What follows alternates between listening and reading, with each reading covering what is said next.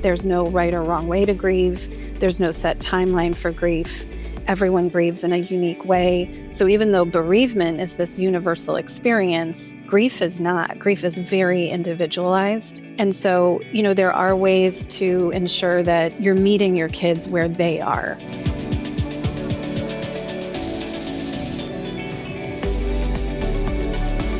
Have you ever started to say someone's name at dinner and then were fearful that bringing up this person's name that you lost might be really upsetting to your child or teen?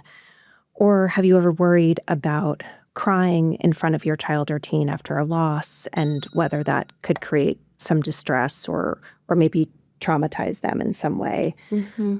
Or if you are a parent who is wondering how you are going to get your child or teen through something when you are struggling deeply with your own grief around a loss, then this episode is for you today. Our guest today has spent her career helping children and adolescents and families navigate some of the most difficult moments after tragedies that some of us can't even begin to imagine, or maybe some of us can, like the devastating school shootings in Uvalde or in Santa Fe, Texas, or after Hurricane Harvey. She is one of the most foremost experts in the United States on grief and trauma, and in particular, the grief that lives inside kids and adolescents. And I could probably spend no less than 10 to 15 minutes sharing her entire bio of experience and the body of work that she has contributed thus far. But I'm not going to do that because I want her to be able to speak directly to our listeners today. Dr. Julie Kaplow, welcome to the Parenting Pair podcast. We're thrilled to have you. Thank you so much. It's great to be here. So we wanted to start with you today just talking a little bit about grief in children and adolescents that, in general, we think we might see sadness. Is that accurate? Or how would you best or better describe what we might see or what a child or teen might experience after suffering a loss? Sure. We've spent really over the last decade really trying to better understand what does grief look like in children and adolescents. And we know that it can look very different in kids than it does in adults. And what we have found, and this is based on our theory of grief called multidimensional grief theory that I've had the privilege of working on with colleagues Chris Lane and Bob Pinus, is that kids actually experience primarily 3 different domains of grief. And what we mean by that is that the first is separation distress, and that is yearning and longing for the person who died, so just really missing them. Mm-hmm. The second is existential or identity distress, and that is feeling lost without the person, or how am I going to get through life without this person here? And the third is circumstance-related distress, and that is being very preoccupied with the way the person died. So thoughts like, I wish I could have intervened, or I wish they didn't have to suffer so much. And, so those different domains of grief can manifest differently in children of different ages. With very young kids, that might sort of come out as, waiting by the door for the person to come back, or being very fearful of separating from the surviving caregiver, because if it could happen to mom, it could happen to dad. With teenagers, it can look like, social withdrawal. It can look like not wanting to get close to anyone because they're worried about having to lose someone all over again. And, certainly with the older teenagers, it can also look like risk-taking, or even in some cases, suicidal ideation, especially if they have reunification fantasies about, if I die too, maybe I'll be back with that person. I know a lot of times when someone has lost someone, other people will often want to give advice, and they'll say, okay, everyone needs to be in therapy, or you need to find a therapist for your child.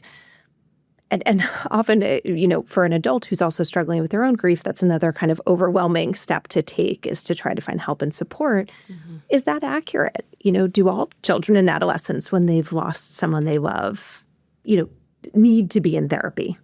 The answer is no. And, the really important takeaway here is that even through all of the work that we've done with very, very tragic situations where children lose loved ones under very extreme circumstances, what we find is that the vast majority will be resilient. They will go on to lead healthy, happy, productive lives. And it's only a minority of bereaved youth that will become stuck in their grief to the point where they really do need therapy.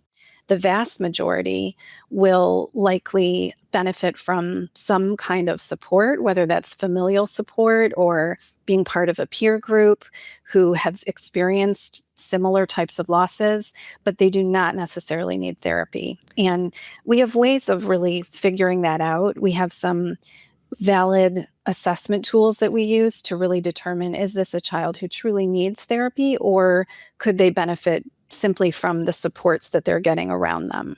I think, you saying that will be so relieving to our listeners to hear, because I think when a family or a community, as you're describing in more traumatic, types of events, are going through a loss, they want to be the most helpful, or they're driven so often by their worries. But that was so grounding. I could even feel it in myself. Like, most kids are going to do okay. They're going to come through this. There's going to be a long process for some, but they will get through this, not necessarily in some overly concerning way. I think the question that lends then for us to you is, what are the ways, I know this is related to the therapy and the theory that you've developed and the therapy that you've developed to help children and teenagers with grief, what are the ways that maybe parents can support their kids, can be that familial support that you're talking about when they themselves are maybe very worried or grieving themselves?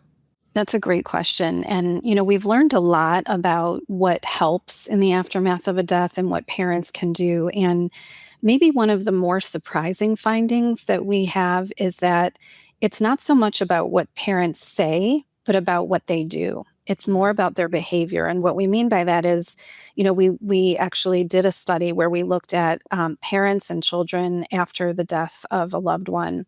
And what we found is that when parents were focused on the simple things like making good eye contact when you're talking to your child, hugging, physical affection, being there to listen, and literally showing their child, I am here to bear witness to your pain, and I know how hard it is, but I want to be there to listen.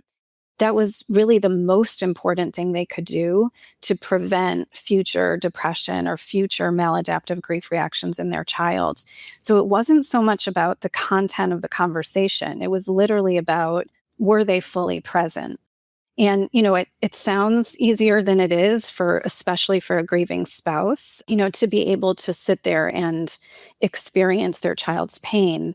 But one thing I want to point out is that it wasn't about trying to fix it. It was not about, I want to rid you of your grief.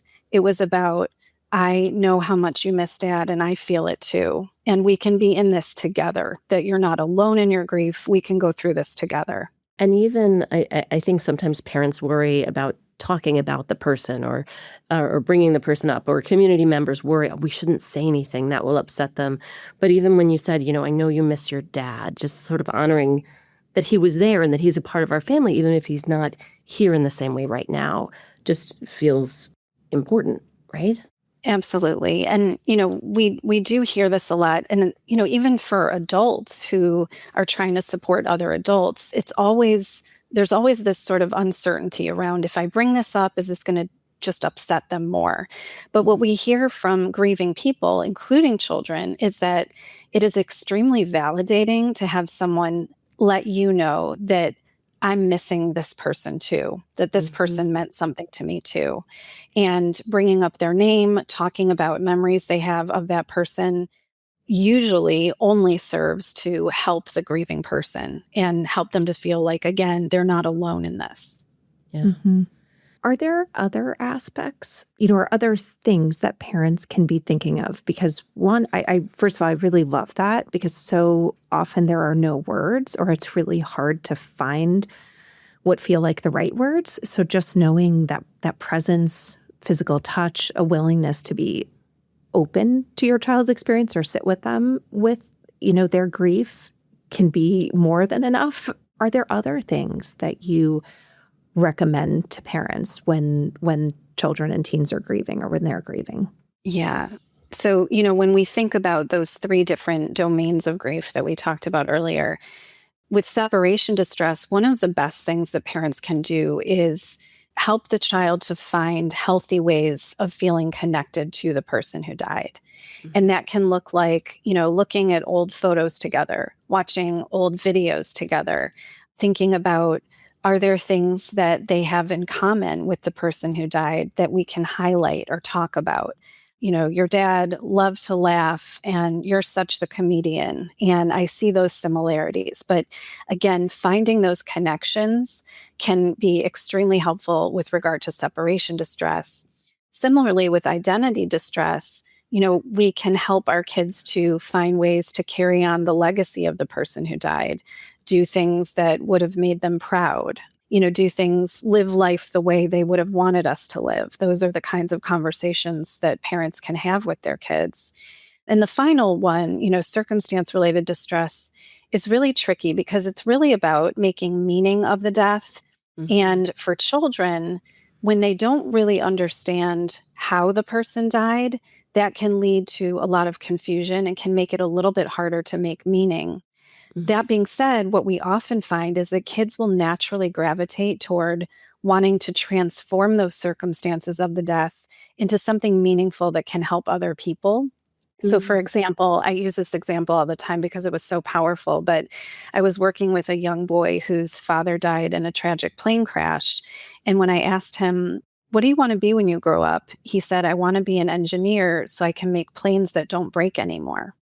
And we hear this kind of thing all the time. I want to be an ER doctor so I can save lives the way I wish they had saved my brother. Or I want to raise money for breast cancer because my mom died of breast cancer. But whatever the case is, parents can really help their kids to brainstorm about what are things we can do that have meaning based on the way our person died that can actually feel meaningful to engage in. And that's some of the most powerful work that parents can do is even just simply sitting down and talking about what are things we can do to bring meaning to this, very tragic situation.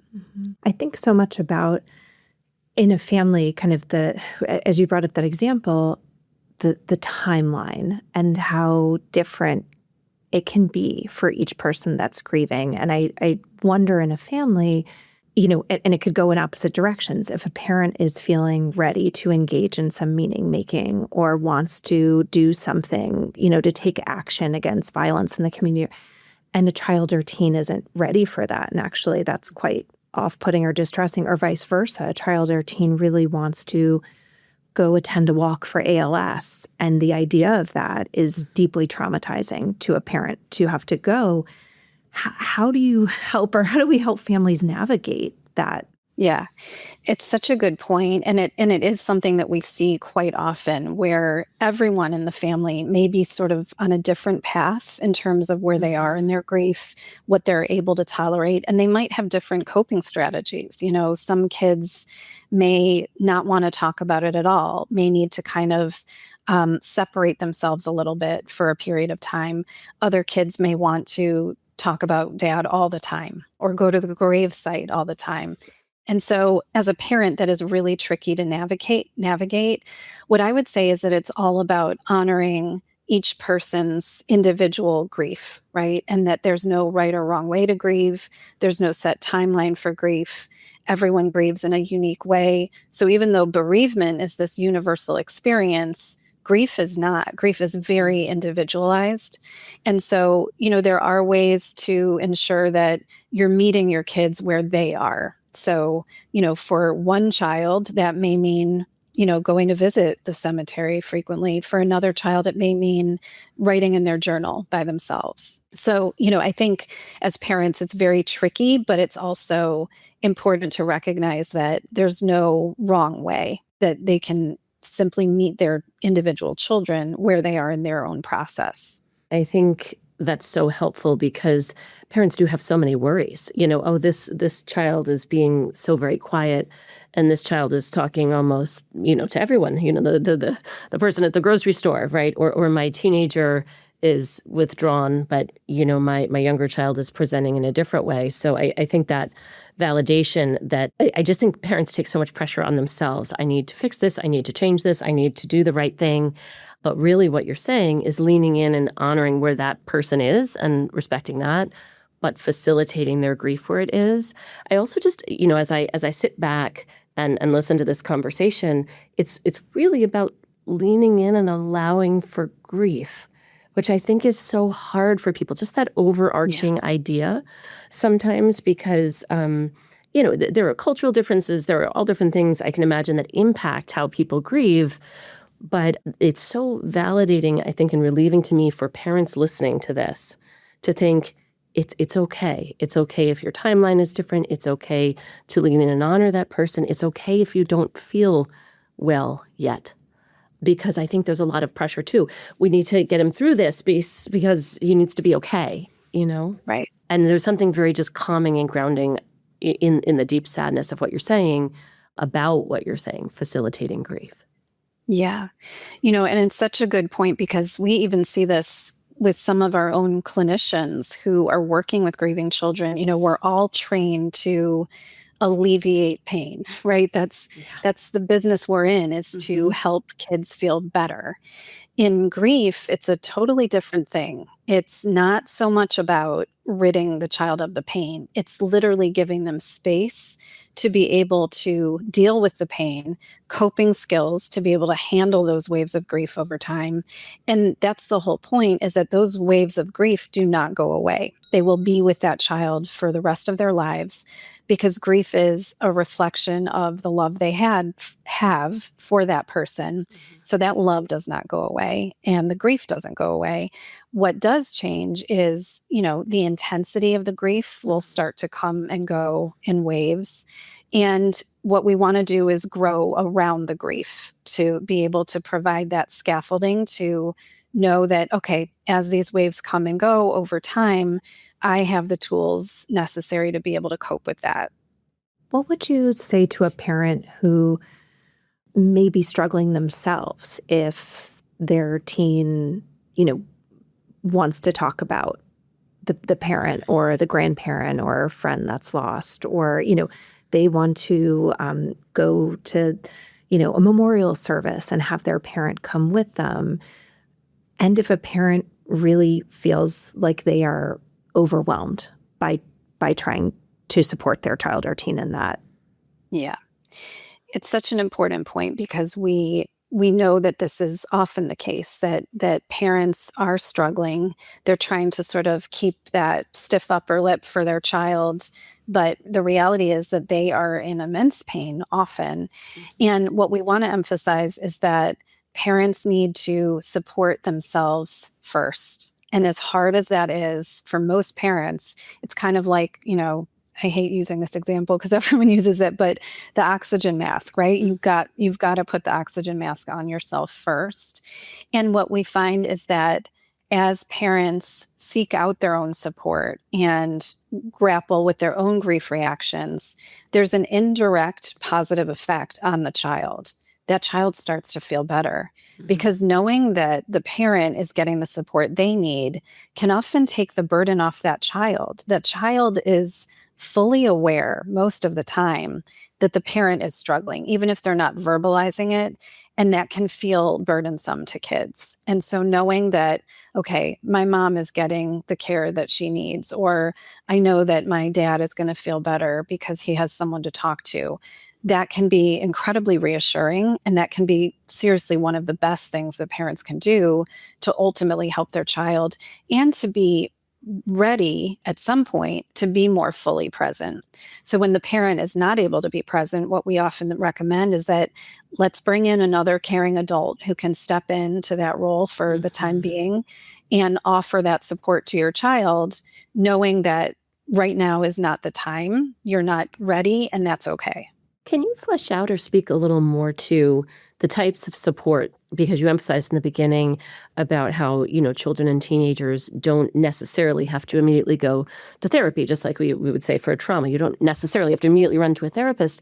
So one type of support would be for someone for a parent, a spouse, say, who's lost a spouse, to go into therapy themselves.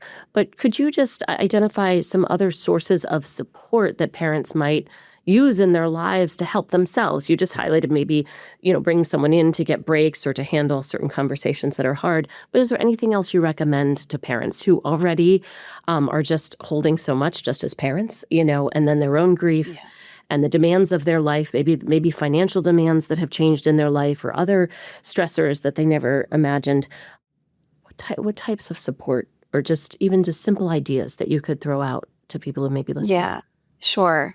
And to some degree, it really does vary based on what that individual person, feels is most beneficial to them, right? Mm-hmm. So there's no sort of prescriptive way to do this. But, for many grieving parents, what we find is that attending peer support groups can be really Mm-hmm. helpful. So they don't necessarily have to be therapy, but there are, hundreds, probably actually thousands of bereavement support programs across the country that parents can join, where you're literally surrounded by people who are going through a very similar situation. Mm-hmm. Beyond that, though, it's really a matter of understanding what are their best coping strategies for them. Does that mean, taking a mini vacation and going to another city or a serene setting where they can just decompress and be by themselves and kind of think through things?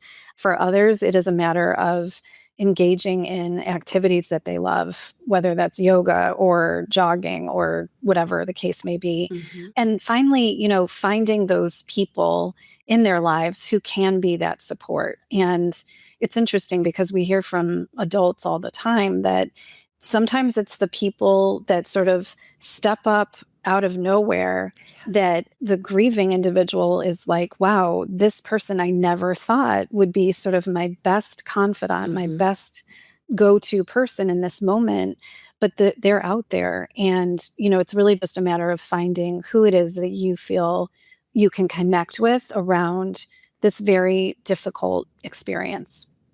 One of the things I hear a lot from teenagers is, if maybe I'm working with them and we're talking about a loss in session, sometimes fear of expressing distress to their parent, worry that it's too much, or, it's interesting, sometimes very similar to what a parent worries about. Like, I don't want to bring it up. It seems like my mom's having a good day, so let's not bring her into session today Right. and tell her about this. And so I find that a lot of times family members tiptoe around each other, worried that their grief might be too much for another person's grief. And I don't know if you have kind of thoughts about that, or what you might say to a young person who brings that to you, or even to a parent who says, I'm worried if they see me crying or upset that it's too much. Yeah. In one of the treatments that we use pretty regularly in our practice, it's called multidimensional grief therapy. So it's based on that theory that I just mentioned. We actually have a whole section on how to deal with this very issue. So for children may not want to bring their parents into session for a variety of reasons. They may think this is going to be too much for my parent to handle. They may think when my mom gets super upset, I get really upset and I don't want us to feed off of each other. Or they might think, my parent's not ready for this. And so one of the things that we do to sort of lead up to that is, we do something called the grief facilitation. It's actually an assessment tool. It's a grief facilitation tool where we ask kids, what are the things that your parent is doing at home that is helping you the most with your grief? What are the things that your parent is doing at home that you wish could change? And it's so interesting because for many of those kids, it's an opportunity to really sit back and think, you know what? I like when she talks about dad and she doesn't do that anymore. Or I like when we look at photos of mom, but those have all been taken away. And it's an opening to start the conversation around these are the things that actually seem to be most helpful. Let's get that conversation going. And so the therapist can actually facilitate that and help the parent to understand that it is okay if they end up crying in front of their child. that that's okay, that kids need to see what normative grief reactions look like. And that involves feeling sad and crying.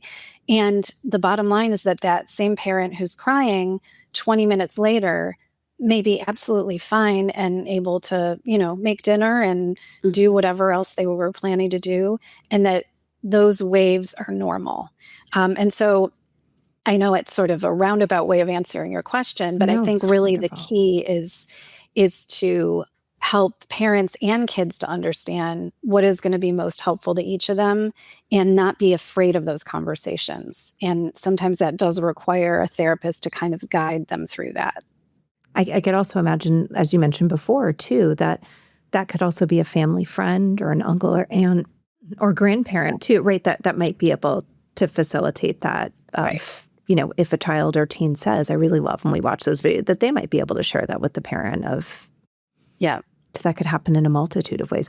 I was just thinking as you were talking about that assessment, gosh, I wish we had that for a number of things for parents to know, like, what are you doing at home that your teen really likes and makes them feel like they can share things with you or that they can Right. bring you problems. Like, I feel like we need that assessment in multiple ways, but I'm so grateful that this exists in grief because I think in particular, it feels so hard, particularly in our culture where there's not as much discussion about bereavement or death and dying. Yeah. And I think parents and teens and kids are usually coming from a very good place, but we come from a place of our own assumptions and our own judgments about someone else and what someone else might need. And wanting to protect. Yeah, of course. And though, facilitating that conversation, is helpful because we might not know. In fact, right now, sitting here, my two teenagers at home, I might not know the specific things that make them feel the most grounded in their day that I do or don't do. And my thoughts about what they are may be wrong. So it's Yeah. just a great point in general. Never mind, when you're, struggling through or coping with grief. I'm going to jump a little bit and I know this is a very big question, but I'm just thinking about, we've been speaking a lot about grief and probably more so grief kind of within a family, a loss of a parent or maybe a close family member or friend. Could you speak just with your expertise to when a loss may be more traumatic or kind of widespread within a community when there is something devastating that happens, a car accident with a number of teenagers involved or a school shooting, when maybe there's so many adults and young people grieving together, that how can parents navigate this when maybe there's so much grief and trauma everywhere in the home and outside the home? Yeah. It's a great question. And, we've seen this play out in sort of different ways. I would say that the one silver lining, if there is one, of community level tragedies like that is that the entire community typically rallies together and comes together to support the grieving individuals.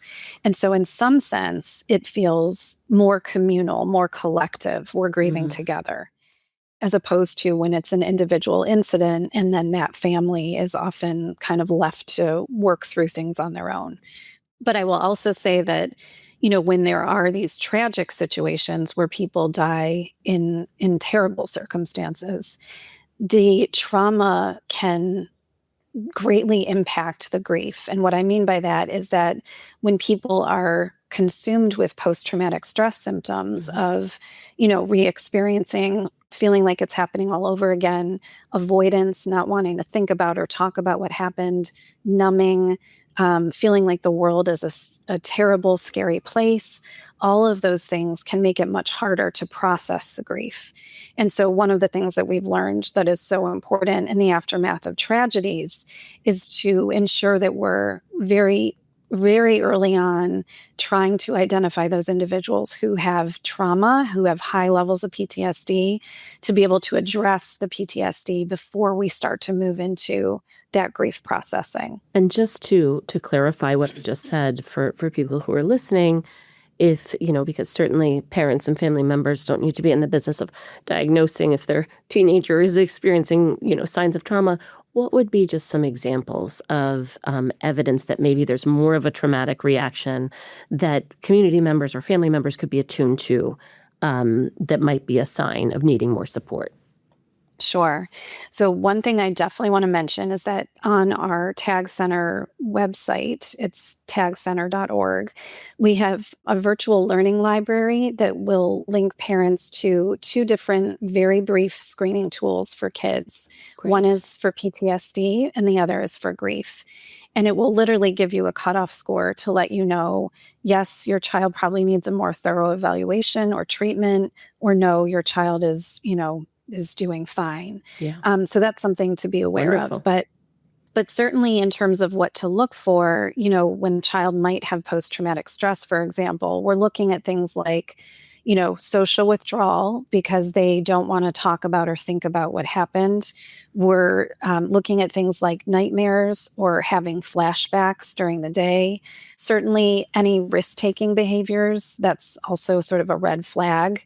Absolutely, if a child is saying that they want to hurt themselves, that's another major red flag. But I would say sort of the key things to be looking for with PTSD in general is that avoidance and numbing.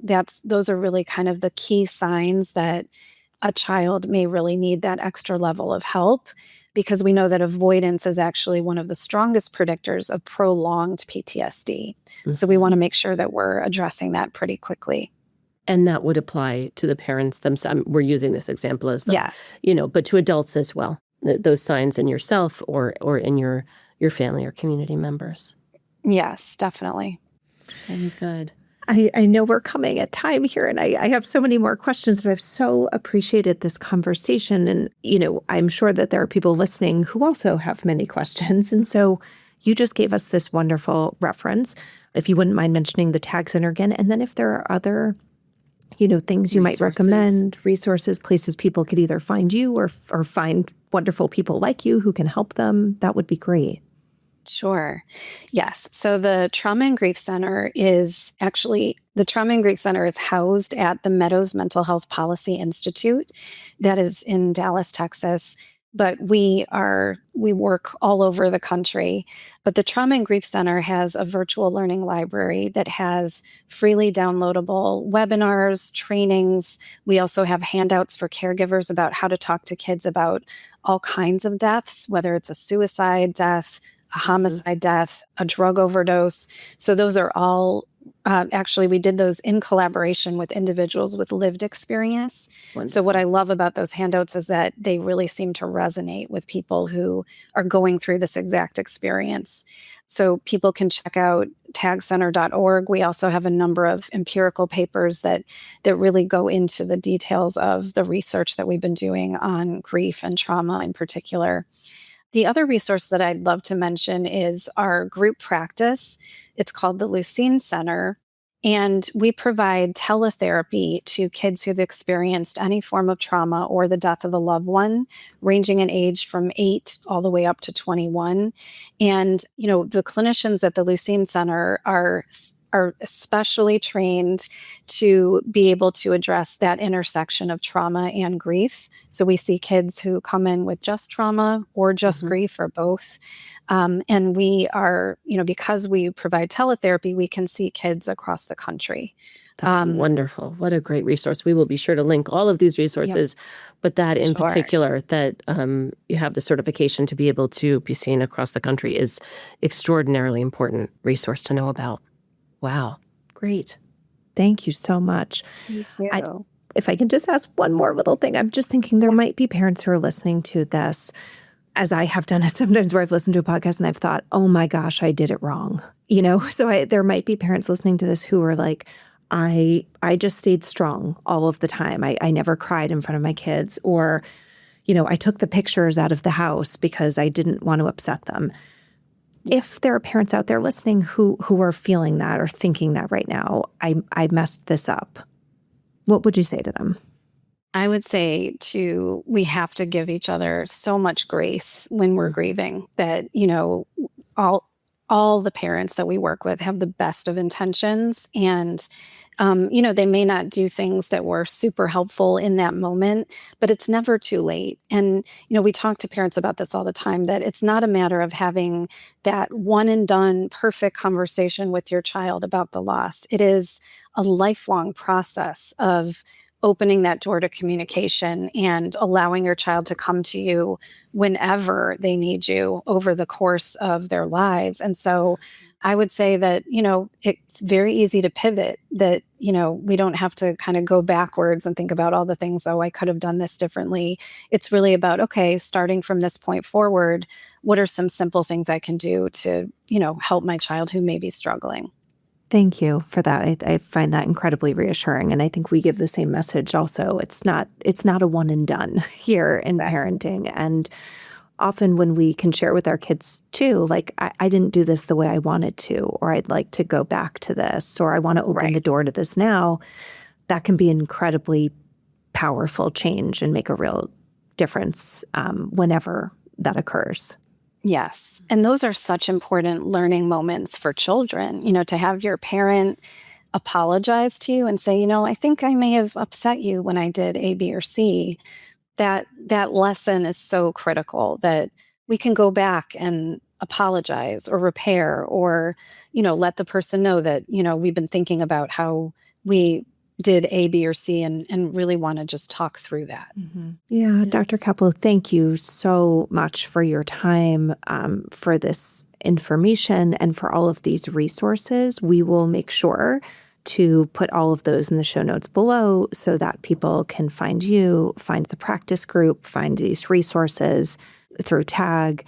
But this has been incredibly helpful and kind of you to take this time. We really appreciate it. Thank you so much. And if anyone's listening today, who knows of someone who may be grieving right now or be going through a particular loss or trauma, please consider passing this along to them, share it with them, because I think it's invaluable information and from a true expert. And I think is just so reassuring that we have many opportunities, because grieving is like that. And I just found it an extraordinarily helpful conversation. So please share it. All right. Have a great week.